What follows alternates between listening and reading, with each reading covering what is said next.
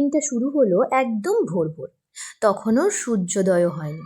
ওই যে পুকুর থেকে জল আনতে যেতে হয়, সেটার জন্যই বেরিয়ে পড়েছি আমরা।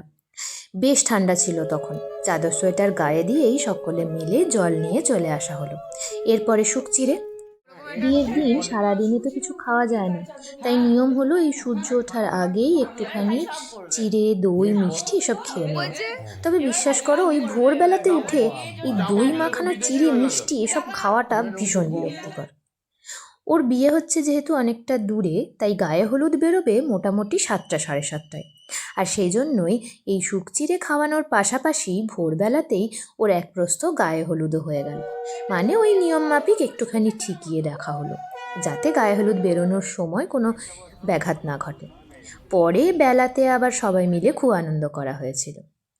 গায়ে হলুদের গাড়ি বেরিয়ে যাওয়ার পর আমরা বাড়ি চলে এলাম। এই জায়গাটাতেই গায়ে হলুদ হবে, ভীষণ সুন্দর করে সাজিয়েছিল। চলো এবার আমাদের রেডি হয়ে নেওয়ার পালা। চান টান কমপ্লিট, আর এই হচ্ছে আমার আর অপূর্বর আজকের ড্রেস। এই যে একদম রেডি হয়ে গেছি। বরযাত্রী বেরোনোও তো খুব সকাল সকাল, তাই জন্যই অল্প করেই সেজেছিলাম। এদিকে নান্নি মুখের যোগাযন্ত্র চলছে, আর একটু পরই নান্নি মুখ শুরু হবে। তা করতে করতে আমরা ওদিকে আমাদের গায়ে হলুদ পর্বটাও সেরে ফেলবো। এখানে চলছে রান্নার সমস্ত যোগাযন্ত্র। যেহেতু বরযাত্রী আমরা তাড়াতাড়ি বেরোবো, তাই রান্নাবান্নাও হচ্ছে খুব তাড়াতাড়ি। চলো এরপর শুরু হলো আমাদের সেই মজা করে গায়ে হলুদটা। মানে সকালে নিয়ম মাফিক হলেও ভালো করে গায়ে হলুদ তো তখন হয়নি, তাই সকলে সেজে গুজে আবার ভালো করে গায়ে হলুদ হচ্ছে।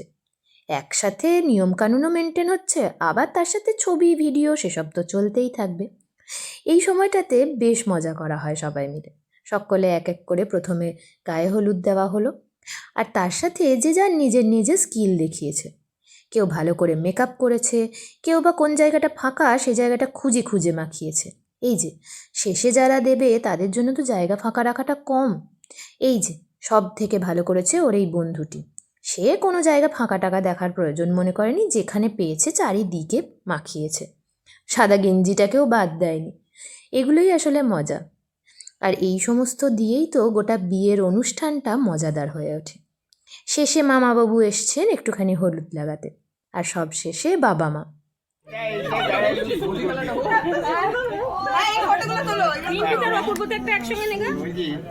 নেবো আগে, সব হয়ে যাক। এরপর চলে এলাম আলতা পরতে। আর প্রথমেই কে আলতা পরছে দেখো। আমি ছেলে।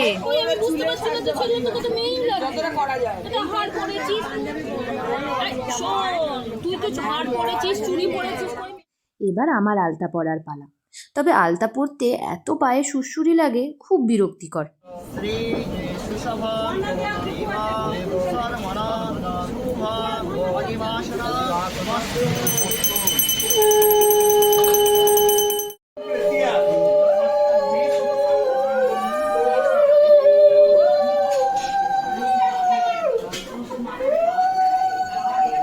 একটা বিয়েতে কত রকমের নিয়ম কানুন। এই যে বাড়ির ভিতরে এখন হচ্ছে সেই বসুধরা ঢালা বলে সেইটা।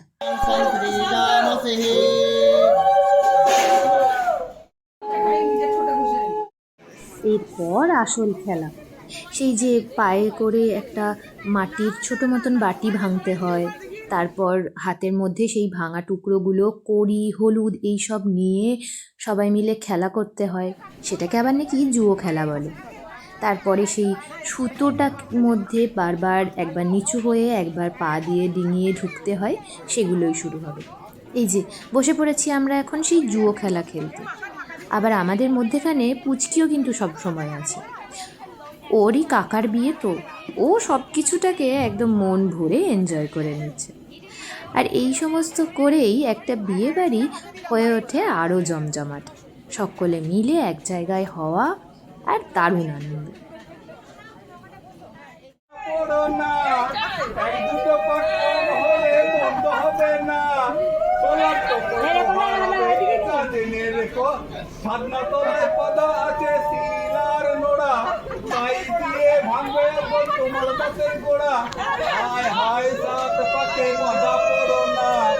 এক দুটা পাক কম হলে মন্দ হবে না। চালাও।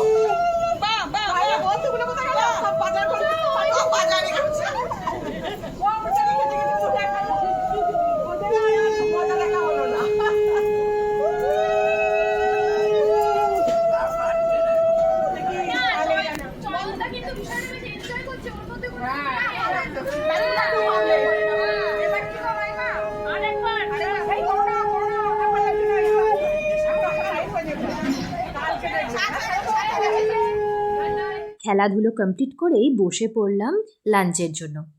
বরবাবাজি এখন গেছেন ফটোশ্যুট করতে।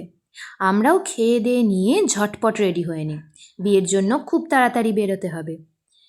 চলো খেয়ে নিয়ে সাজুগুজু করে আবার পরের ভিডিওতে দেখা হচ্ছে। ততক্ষণ টাটা।